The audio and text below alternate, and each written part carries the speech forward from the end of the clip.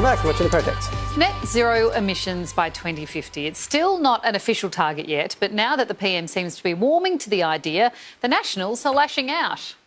It's Australia's biggest source of emissions behind power and transport, but the Nats want agriculture exempt from any net zero target. Australians need to understand that agriculture has already done the heavy lifting. Regional Australia, we're not going to pick up the bill. Barnaby Joyce and Matt Canavan threatening to cross the floor. Absolutely, I would. Well, that's democracy. But as for the farmers they say they're protecting... Look, I find it actually really insulting. I mean, farmers are not, these poor, weak people who can't lift their own weight. Have you actually ever met a farmer? A growing number of farming groups, the Farmers Federation, Grain Growers and Meat and Livestock Australia, all adopting net zero targets. The agricultural sector is actually leading the way in terms of climate action. We are setting our own strategies and targets, but we're being held back by politicians at this point.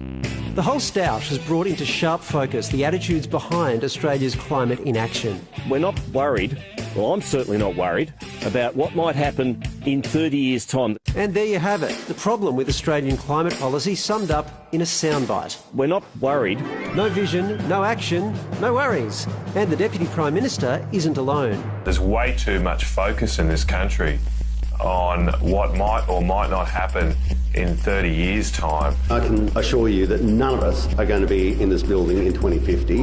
Many of us will be dead. Leaving these guys to pick up the pieces. It makes me pretty terrified that these leaders and obviously the politicians with the power to make change aren't scared, because kind of selfishly it's not going to affect them. These kind of comments are totally ridiculous. By 2050, I'll be around the average age of an Australian farmer. So what we're putting in place now absolutely determines the future of farmers like myself. But the Nats say they're not worried about the future right now because we've got enough problems to deal with in the present. We've encountered drought, we've had bushfires, impacting regional Australia, of course, far greater than metropolitan Australia. And then we've had, of course, floods following that. Basically, we're too busy dealing with the effects of climate change to deal with tackling climate change. The future of farming absolutely depends on climate action and not climate exemptions. We get that the world is moving. We understand climate change and we want to be part of shaping a better future. I'm 14, and so in 2 more elections is when I'll be able to vote.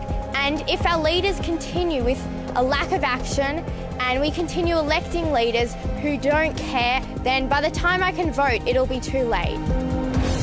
It's a pretty silly message being sent by the Nats there, I think. I mean, look, farmers have always been very conscious of climate. I mean, they are some of the great environmentalists of our country, and of course they're going to look after it because that's where they earn their income. But, yeah, so I think that's the issue. I don't think they are really speaking for farmers anymore. My feeling, and not just on this issue, but like watching them over time, is they've become less a farmers' party and more a miners' party. And that's showing up in coal seam gas policy, it's showing up obviously in climate.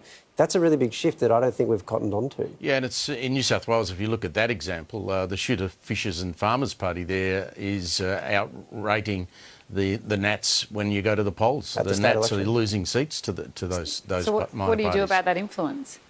Yeah, I don't know. For me, that influence must be donations, because farmers are not giving as much money to the Nats as the coal operators. That's the only thing I can think of.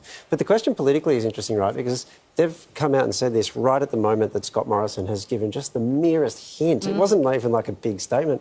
So if that's going to trigger that kind of response, like, how do you think Scott Morrison's going to go with this? I know.